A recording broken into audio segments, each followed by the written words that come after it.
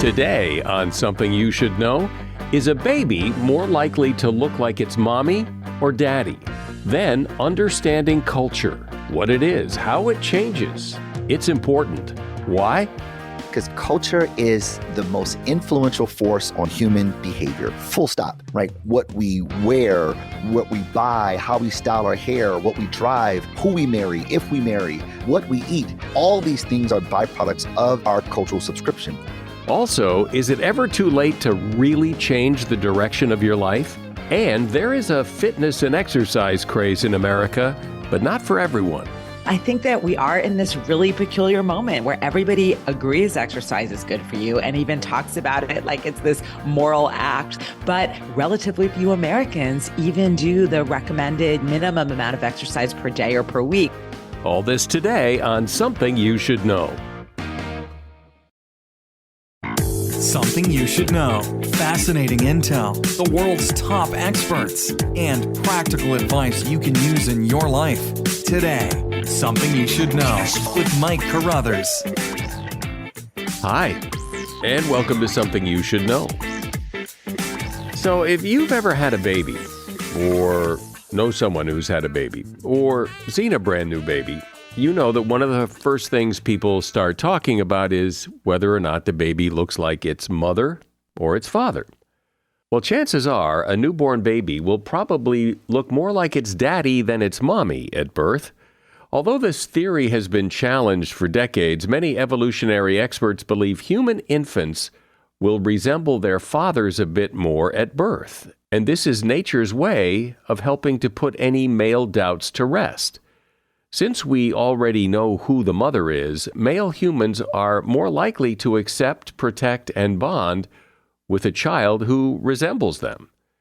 To put the theory to the test, participants were asked to match photographs of a newborn baby to photographs of their parents.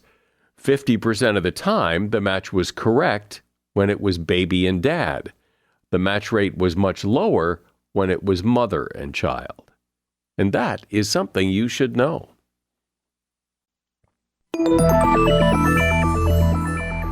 Think about the word culture. We use the word a lot. I use it a lot. But try to define that word. It's a little tricky. You kind of sort of know what it means, and you know that culture is a big thing. Culture influences a lot of what we do, and we all in turn influence the culture. So what makes a culture, and why is it important for us to discuss? Well, joining me to explain that is Marcus Collins. He is a clinical assistant professor of marketing at the Ross School of Business at the University of Michigan. He's a recipient of Advertising Age's 40 Under 40 Award and an inductee into the American Advertising Federation's Advertising Hall of Achievement. And he's author of a book called For the Culture: The Power Behind What We Buy, What We Do, and Who We Want to Be. Hi, Marcus. Welcome to Something You Should Know. Thanks so much for having me, Mike. I'm excited to be here. So what is culture? How do you define it? What does it mean? What is it? We sure throw the word around a lot, but I'm not sure it's necessarily easy to define. You know what? And you'd be right. Culture is a hard word to define because it's omnipresent. It's everywhere. It's sort of in everything that we do. It's like explaining water to a fish. It's pretty difficult. And even the early scholars thought so as well. So you wouldn't be alone in feeling that way. When I think about culture, I think about it through a Durkheimian view, right? Emil Durkheim, one of the founding fathers of sociology, talked about culture as this system of values, norms, and symbols that demarcate who people are and what the expectations and conventions are of those people, right? This system informs how we see the world, which ultimately governs how we show up in the world, how we behave, how we talk, what we wear, what we do. All these things are byproducts of our cultural subscription, the expectations and conventions of people like us. One may refer to it as sort of the program for everyday living, right? It guides what people like us ought to do. And we, the people, are the ones who guide the culture. But it's such a big thing. I mean, why is this important to talk about? Because culture is the most influential force on human behavior, full stop. right? What we wear, what we buy, how we style our hair, what we drive, what products we use, where we go to school, if we go to school, who we marry, if we marry, where we vacation, what we eat, where we bury the dead, how we bury the dead. All these things are byproducts of our cultural subscription. So if we understand the governing operating system of humanity, that is culture, then we'll have a better understanding of what people are likely to do. And if you are in the business of getting people to move, that is, you have a vested interest in getting people to adopt behavior, culture is your biggest cheat code ever. So give me an example of somebody who uses that or has used that cheat code well to really put a face on what you're saying. The first thing that comes to mind for me, I think of a brand like Nike, right? Nike believes that every human body is an athlete.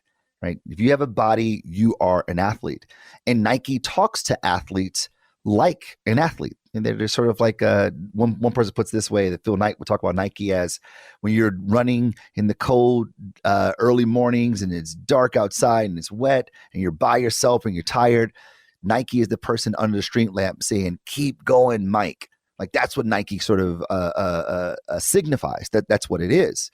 And because of what Nike believes, it's able to talk to people who see the world similarly in these very nuanced, subtle ways, these cultural ways. They speak to the artifacts that are meaningful, the behaviors that are normative, the language that they use. And Nike isn't just a sneaker company. It's consecrated. It has there's like a totem status, if you will, because these brands that see the world the way we see the world, we use them as a way to express our identity. And Nike isn't just a sneaker brand. It's a receipt of people's identity, which I think is extremely powerful as seen in the financial success that the brand has had over the years. So besides brands like Nike, what drives culture change? What makes us eat what we eat and sit the way we sit and walk the way we walk? And I mean, what is it other than, brand influence? What are the things that really move the needle? That's the beautiful part, that it's not really the brands, it's us. That brands, cultural creators, politicians, leaders, public figures, they say things, they do things that create exogenous shocks to the system, things we didn't expect, things that sit outside of our normal day-to-day. And when it happens, we in our communities, our friends, our families, our teammates, fraternity brothers, sorority sisters, congregates, our coworkers, we see this thing happen outside of ourselves. And then we as a community collectively discuss it. And we say, what does this mean? And is this acceptable? Right? Meaning, culture, a lot of ways, is a meaning-making system. It's a way by which we see the world and translate it. So we develop and evolve our cultural characteristics through the discourse that we take on when things happen around us. We go, wasn't that crazy, Mike? And you go, I know, right? That is crazy. Or I may see something, go, I can't believe that happened. And you go, wait a minute, Marcus, why not? And as we discuss, we collectively make meaning, and we collectively shape, evolve, and mold our cultural characteristics. The Will Smith, Chris Rock slap. Right, you're watching the Oscars last year, and Will Smith slaps Chris Rock, and we all go, "Whoa, what was that?" An exogenous shock to the system. That's not what's supposed to happen, but it happens. And then what do as a society? We discuss it. Right? We talk about, is this acceptable behavior for something like the Oscars, or is he just protecting his wife like he's supposed to do, or is this a situation where Will Smith needs to learn how to take a joke?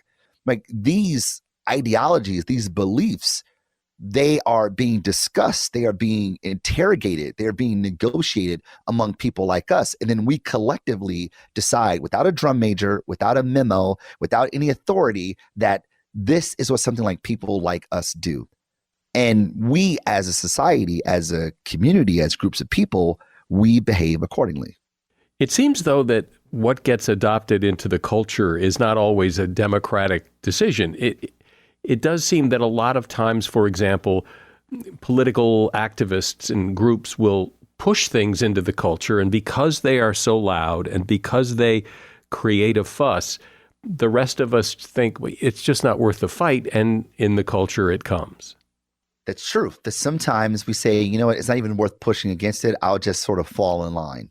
And we see this a lot in companies and organizations where we may feel like I don't have agency to make change and I don't necessarily agree with it, but this is what we do, so I'm going to fall in line. And the challenge is that while people may stick around and do work and stay, even though they disagree with the cultural characteristics that have taken shape in the organization, they begin instead to retreat. They remove their engagement. They become less invested. Why? Because this place is no longer a receipt of my identity. Now it's just a transactional thing. It's just a job.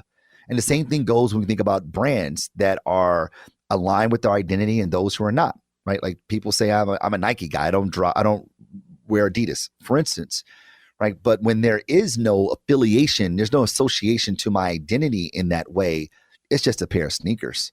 Just like it's just a job that pays me, to work here from 9 to 5. My relationship with it is transactional. In culture, when there is congruence between what we believe and what the brand, the entity, the organization, the institution believes, we then invest ourselves in it, where this brand, this institution, this organization becomes a receipt of who I am, which is much, much more powerful than having a transactional relationship only. So here's a question. It has become part of modern day culture. Everybody over the age of 10, it seems, has a cell phone, a smartphone. And you walk down the street and everybody's got their face buried in the smartphone. That's just become part of the culture. And I can't imagine there are too many people who think, yeah, we really need more of this. We need to be looking at our phones even more. Generally, I think people think it's overdone. We do it too much. We're all too stressed out because of it. But nobody stops. Nobody says, well, what are we going to do to fix it? They just shrug their shoulders and go, yeah, it sucks, but that's what we're going to do. We're all going to bury our face in our phones and life goes on. Well, this is where you get counterculture or subcultures, that people who say, you know what, I'm not for this. And what they do is they say, I'm going to reject this and pick up new behaviors, a new normal.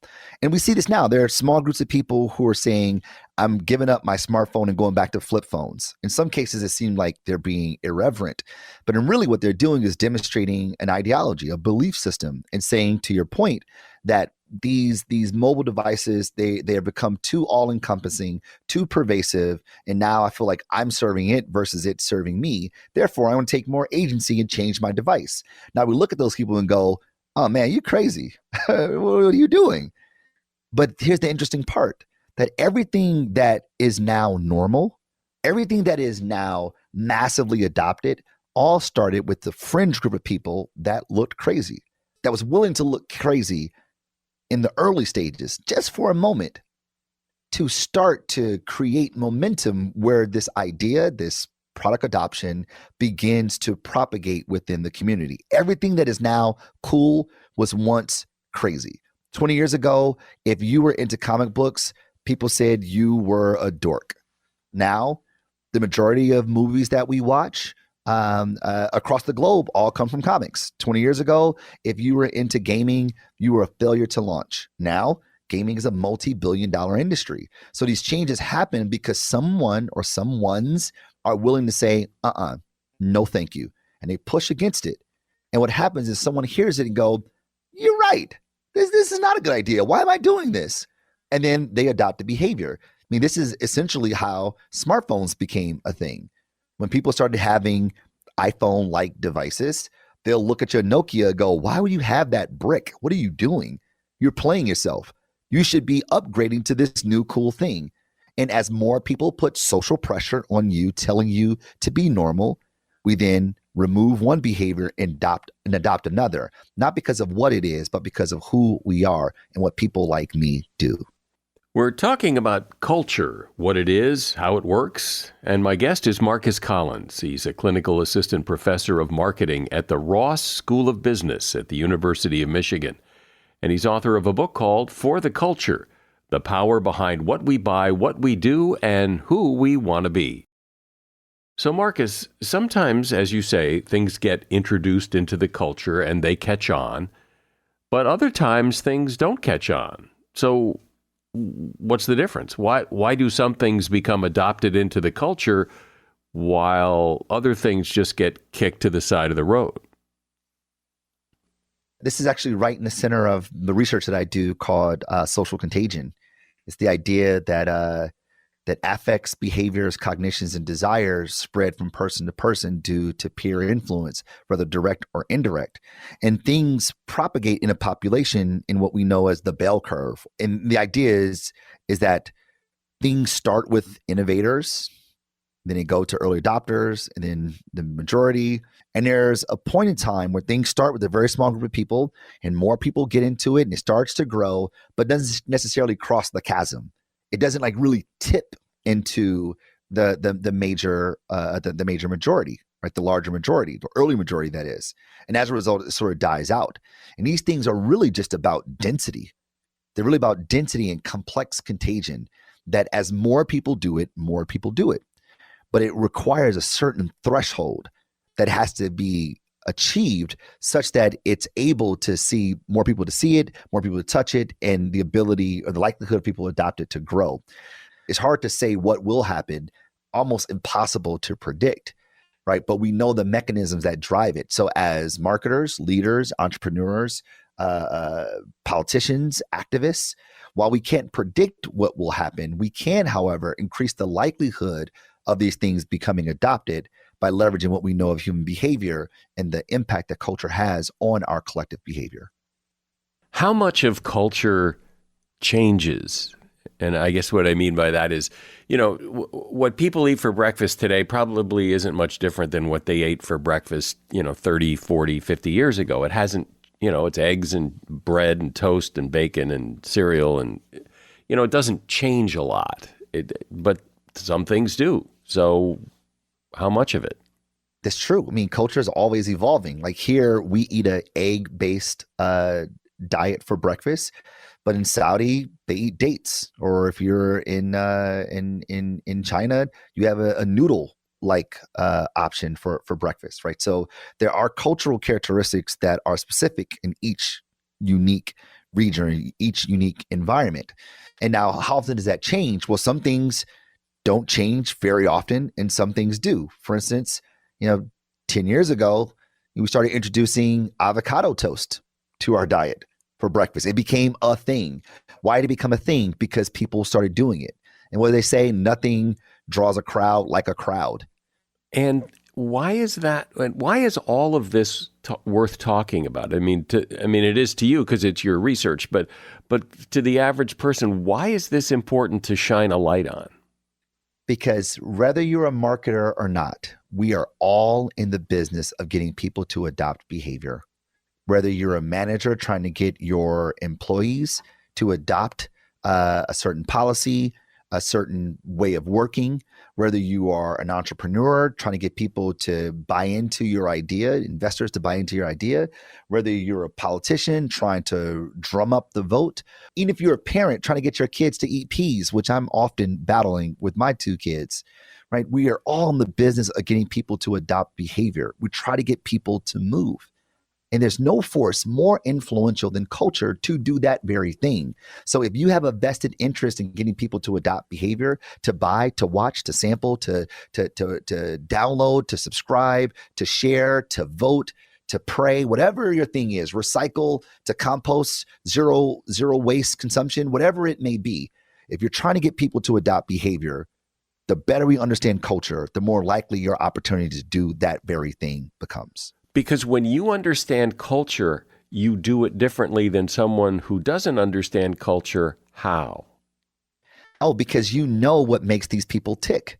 As marketers in particular, we typically talk about the value propositions of the product. My razor's sharper, my battery lasts longer, my car goes faster, and that people buy because they want a sharper razor. That makes sense. Intuitively, that makes all the sense in the world. That is the conventional wisdom. But what we know of humanity, the underlying physics of humanity, is that we're governed by something far greater than value propositions. In fact, we will buy a product that is inferior to another product because of what that inferior product says about us.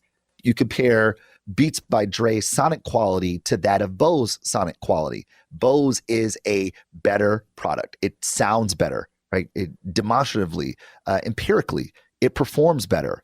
Yet, Beats by Dre own 46% of the headphone market. How is that? Why is that?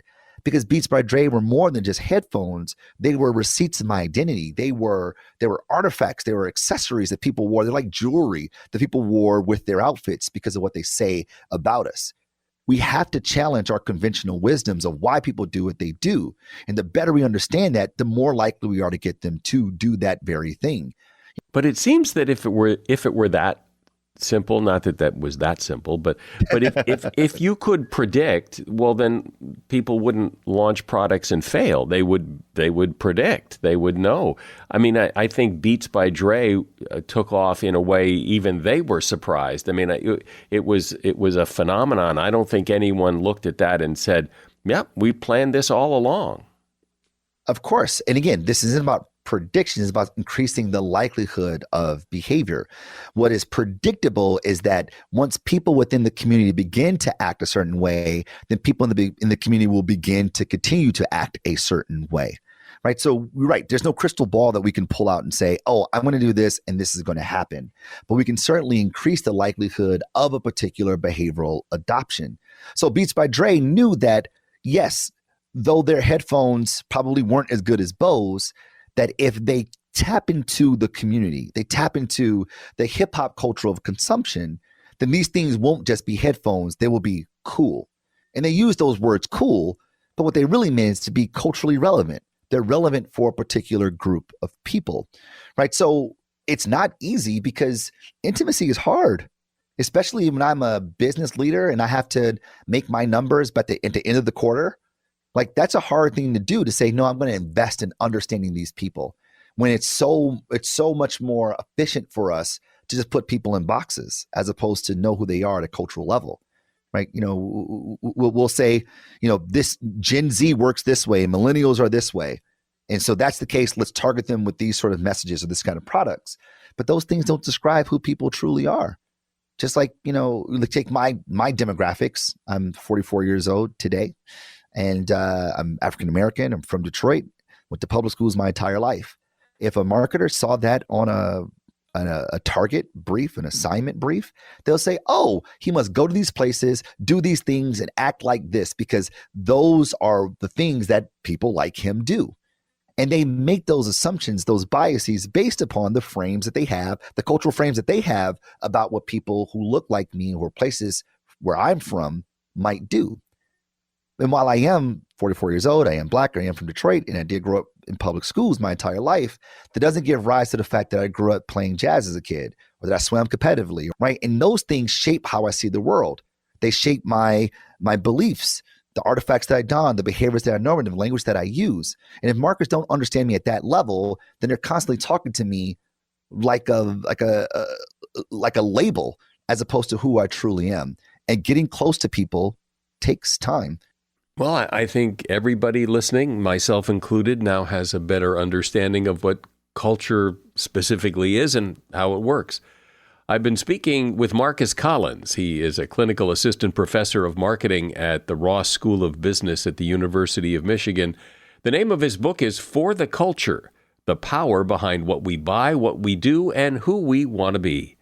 And there's a link to that book in the show notes. Thanks for coming on and talking about this, Marcus. My absolute pleasure. Thanks for having me, Mike. It's a little odd to think that we as a culture are more obsessed with fitness than ever before. Yet overall, we're more unhealthy and out of shape than ever before. Why is that?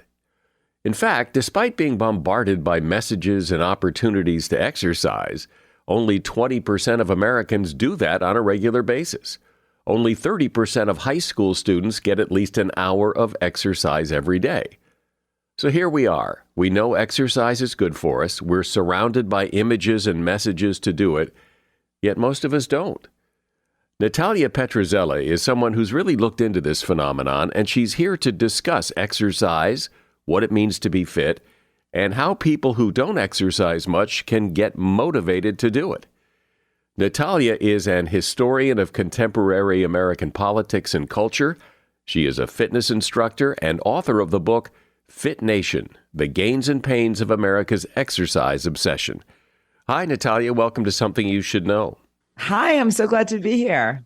So what's your take on this? Why is it that we as a culture are so obsessed with fitness, hear about it all the time, and yet a lot of people don't bother to do it? It kind of reminds me of like people who watch cooking shows, but, don't really cook. It's interesting, but it somehow doesn't motivate people.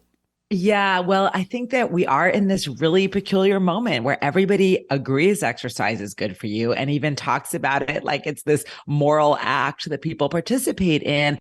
But relatively few Americans even do the recommended, minimum amount of exercise per day or per week. And it's a long explanation of how we got here, but the short answer version of that is that even as we have embraced exercise as a positive good and as a virtuous act, we've pretty much come to offer it only as a private commodity. So there's this like crazy paradox where we're cutting funding for phys ed, for public recreation and fitness that would truly make it accessible while talking a big game about how good exercise is for you and having, a private industry that has expanded exponentially. Are we exercising a lot less than we used to, or is it just that we're not really exercising as much as we think we are? That's a good question. So I would say that affluent people are exercising a lot more than people of their social class used to. I mean, in the beginning of the 20th century, to look like you had a bigger body, to be leisured was to be affluent and to show that you were wealthy. Now, to show that you're wealthy, you're, doing an Ironman and wearing $100 leggings. And so I think that for more wealthy people, we are exercising more. There's no question. But on the whole, this country has become more sedentary. And the reason is, besides the funding and the, the more talk, less action, I mean, is there some sort of underlying reason? Like people just don't like to exercise? They just like to talk about exercise? Or what is the motivation or demotivation here? Yeah, no, that's a great question. And I think that, the big story here is that most aspects of American life have become more sedentary over time. So if you think that as we have transformed, to an economy, which is primarily a service economy, and people are working in, at desks and, in technological jobs, the so-called knowledge economy, that has created much more sedentariness. And then even people who are doing kind of much more manual labor, it's not like they're doing manual labor that is necessarily good for them in the way that a deliberate workout is. Like if you think of someone working in an Amazon warehouse, that's very physical, but they're getting repetitive use injuries and all the rest. So I think that the nature of work has become more sedentary, but also the nature of entertainment and, leisure activities has also become more sedentary over the past 100 years or so. Think of, big evolutions like the television, the car, labor-saving devices like washing machines, like all of these things have meant that a degree of physical exertion has been removed from everyday life. And so I think that is all super important. I would say that that's a lot of it.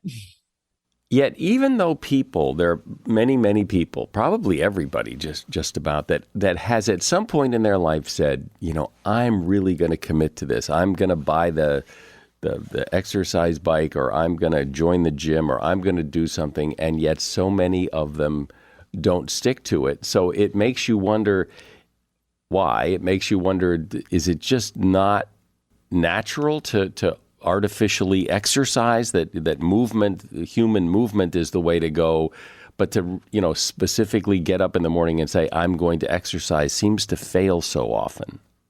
It's such an important point. And, it's absolutely true. I mean, people who study the data around New Year's resolutions show that like something like 2 or 3 weeks into January, most people who've made the most popular New Year's resolution, which is to exercise more, have basically given up on it. Why is that? Well, I think that you're right that, what people call purposive exercise, like taking time out of your day to work out rather than say walking to work, that is not a natural act. It's hard. It involves taking time for yourself. I think that that's part of it. But I also think that, we have an unfortunately narrow definition of what exercise is worth it.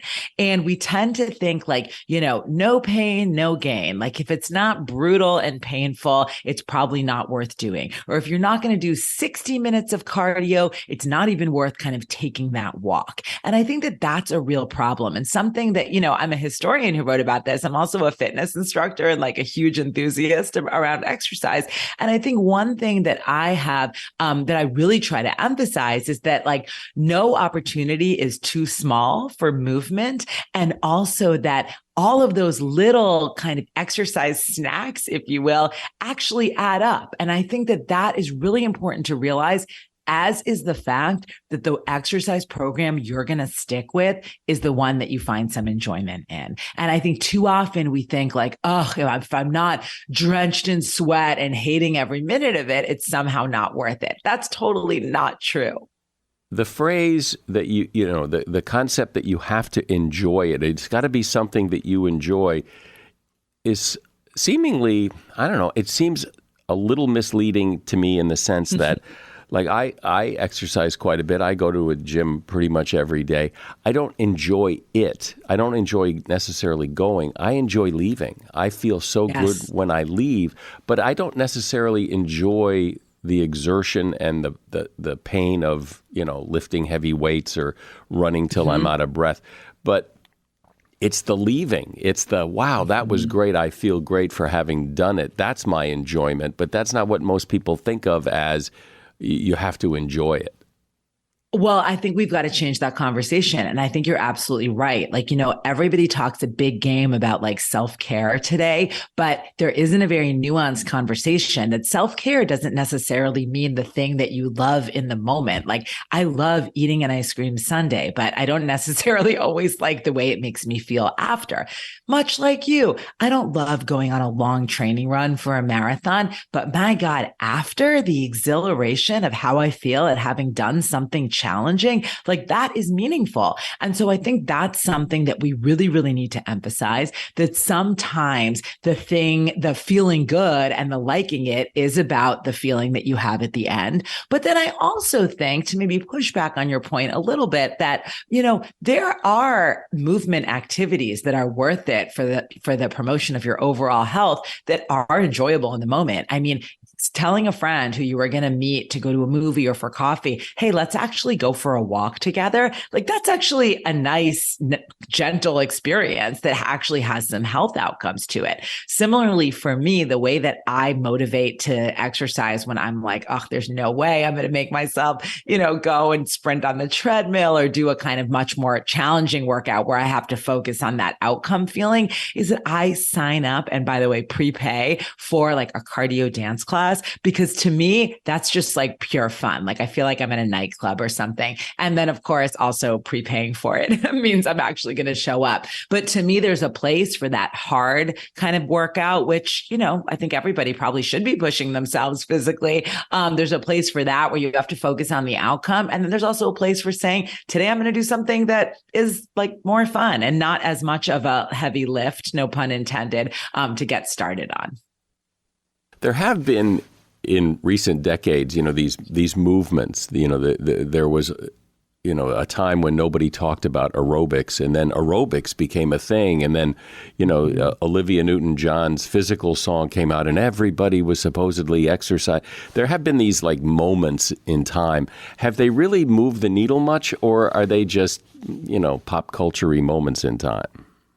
I think they are both pop culture moments in time, and they move the needle. I mean, the moment that you're pointing to, right, the 1980s and this aerobics boom, that was a really important moment. It stands out as being like almost like purely aesthetics or pop culture because we think of Olivia Newton-John and the leotards and the leg warmers. And yes, that was absolutely part of it. But like if we drill down to actually what was happening historically, it's actually very important. So the first thing is, like you mentioned the word aerobics, and aerobics is a word you use to describe what we often think of today as like women's dance cardio exercise. But actually, aerobics was the name of this really important book that came out in 1968 that like changed what we think of as exercise, like in a huge way that we've never turned back from. So Kenneth Cooper was his military doctor. And basically he introduced what he called aerobics, which was the idea of cardio. And that was life-changing. Like the fact that exercise was not just calisthenics or weightlifting, but that it was this kind of, activity that you would do through jogging or swimming or cycling, and that was good for your heart, that it could even save your life, and that men, women, and children should do that. That totally changed the game. And then I should say there's a technology story there too, which is that VHS spread this movement far and wide. The big kind of gyms and studios were in New York and Los Angeles and like on the coast, but it was when VHS really took off and it exploded in the early 1980s that Jane Fonda's tape became a bestseller. And then very quickly, there were like imitators making all kinds of like workout videos that really spread that. Why is it, do you think, or do you know, that, people will buy very expensive fitness equipment, they will buy, memberships at gyms, and with all the best intentions, they really want to make a commitment and a change to do this, but so often people fail. Why does everybody have an individual story of why they fail, or is there a sense of why everybody fails? Two things. One, our culture holds up fitness as this like moral pursuit, right? So that it like exercise is something really important and it's good. And it's actually okay to spend a lot of money on that because it's in pursuit of health, which is like a noble thing to spend money on, as opposed to, hey, I bought this, very expensive watch, or I'm going on this crazy vacation or this fancy handbag. Like all of that feels a little bit kind of indulgent, whereas spending money on exercise feels like you're investing in something important, something that is, for your health. And then I think, why don't people follow through on it? Well, I think that, a lot of people are enticed to spend so much money because we hold up, as I said, fitness as this like very positive, virtuous act. And they want to believe they're that virtuous person, even if it's not something they can make room for in their life, because it's hard. Like you said, sprinting until you're out of breath is hard. And I also think a lot of programs, tend to market themselves, I don't want to say dishonestly, but like any marketing program, they tend to be like, selling, oh, you're going to look like this in 10 days, or it's so fun, or it's so easy, or you're going to look like this person on the cover. And that quite often is not really what people get when they sign up for it. But I understand the fantasy and why people keep doing it. Yeah, well, I've always thought that the reason people bail is because they don't see the results, and it takes too long and it's too much effort. And when you don't see results for doing what you do, it's really hard to stick with it. And when you don't look like the model on the cover, you don't even look close to that. You don't look that different than when you started. Well, then why am I doing this? Well, I think that is correct for some people, for sure. But another narrative that I find, very common with people who actually do stick with exercise is that they sign up for something because, they think they want to lose weight, or they think they have this very kind of like narrow idea of these physical results that they want to achieve. And then they don't always quite often they don't achieve those particular physical results, but they end up getting outcomes that are very positive in other ways. So that the results that they see are they make a new friend group at the gym. They feel like their mental health is better. They do lose weight. They don't have the six pack, but their jeans fit a little bit better. They don't have back pain when they're picking up boxes or whatever. And I think that is so common in the industry. People sign up with these very like narrow, usually weight loss or like physical transformation goals. And then the ones that stick around because they get something more out of it. But I think, it would be a fantasy to say that we should like let go of, kind of selling the idea that exercise helps with physical transformation, because I do think that's important to a lot of people. But I do think that we should expand our definition of what that physical transformation looks like, because for a lot of people, it's the alleviation of pain. It's being more flexible. It is losing weight, but not necessarily to look like a supermodel, but to, have your own body composition shift in a way that may not even be totally visible, but that, reflects a more healthy body composition. And so I think all of that needs to be part of our conversation. Unfortunately, none of that fits into like one Instagram post or one, or the kind of very quick fire way that we are marketed fitness. Well, since you've looked at this, is there a path? Is there a formula that is more likely to work for people if you answer these questions, if you follow this, you're more likely to find something you'll stick with it? Is there, or is it just a try and fail, trial and error?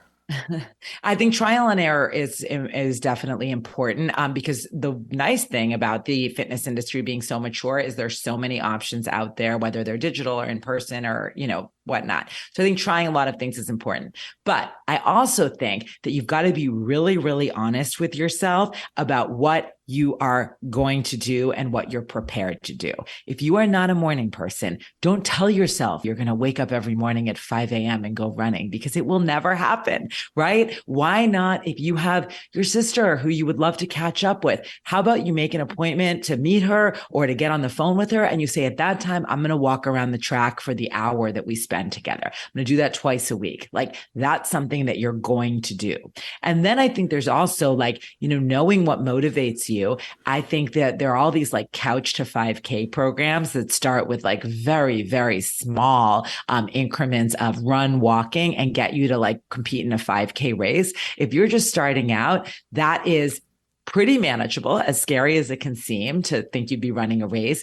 And then I cannot overestimate the sense of accomplishment that comes from training for something, like for a race, even a 5K, which is a relatively small thing, and crossing that finish line and knowing that you did that. I think that can be like shifting the results part of it to an accomplishment like an event, rather than, I have to lose this many pounds or my body has to look a particular way. I think that's super important. I would also encourage that unless you are engaging in like a full nutrition plan, you don't make weight loss your primary goal, because, that saying, abs are made in the kitchen, not the gym, is like not wrong.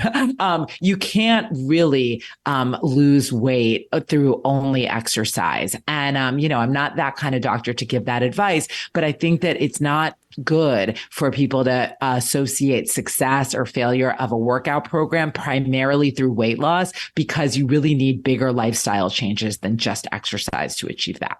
But it is interesting how many people believe that exercise, that running and walking, going to the gym, all that is the key to weight loss, when it isn't. And we've been fed that, though, right? That's what you're told all the time. Diet and exercise, diet and exercise. And it's true that diet and exercise are so important for health, but they're not equally, powerful in terms of weight loss at all. Yeah. Well, and I do remember talking to a doctor on this podcast who said that exercise is very good at keeping weight off, but not so much getting weight off. Yeah, well, as they say, exercise is part of a healthy lifestyle. So yeah, I think that that's true. And I think that that is in part because they say that consistent exercise helps with food cravings. It also creates structure in your day. It tends to help with sleep, and people who sleep better and longer tend to have healthier diets. So it really is a kind of virtuous cycle. I mean, like I say, I'm not that kind of doctor. I'm a historian, but of course I read quite a bit of the research on all of these things. And one of the things that I found really interesting and compelling is that a bunch of doctors who were like usually very sort of like restrained in the way that they're talking about their research, they say, we don't usually say things like this, but if there was a so-called like magic bullet or silver bullet around health, it probably would be consistent exercise. That consistent exercise just has all kinds of positive health outcomes, mental, social, physical, that's like really something that they just recommend across the board. Well, it does seem that it is such a universal desire to have the benefits of exercise, that people talk about it all the time. And it's, I think, important to have this conversation to help understand why people don't and what can motivate people to do it. And I appreciate your time. I've been talking with Natalia Petrozzella. She is a historian of contemporary American politics and culture, and she is author of the book Fit Nation: The Gains and Pains of America's Exercise Obsession. There's a link to that book in the show notes. Appreciate it. Thanks for coming on today, Natalia. Thank you so much. Okay. Have a great day. Back in 1966, 350 students signed up for a psychological survey on personal development and happiness, and then researchers followed them for years. And the results of the study are fascinating and encouraging. It turns out that people can and do make big changes in life at any age. We do have a belief in our culture that you really need to set your course in life when you're young. But many participants in this survey made drastic life changes for the better long after they became adults. In fact, many people who were considered slackers in their youth really caught up to their peers in later life, both socially and professionally. The point is, it is never too late to take a different path to a more fulfilling life, unless you think it's too late. And that is something you should know. One of the great things about the audience for this podcast, people like you, is how generous people are leaving ratings and reviews on Apple Podcast. I mean, we have thousands and thousands of ratings and reviews on Apple Podcast, Spotify, and all the platforms that allow ratings and reviews. People have been very generous, and I would certainly encourage you to add your voice to the chorus and leave us a rating and review on Apple Podcasts, Spotify, or wherever you listen. I'm Mike Carruthers. Thanks for listening today to Something You Should Know.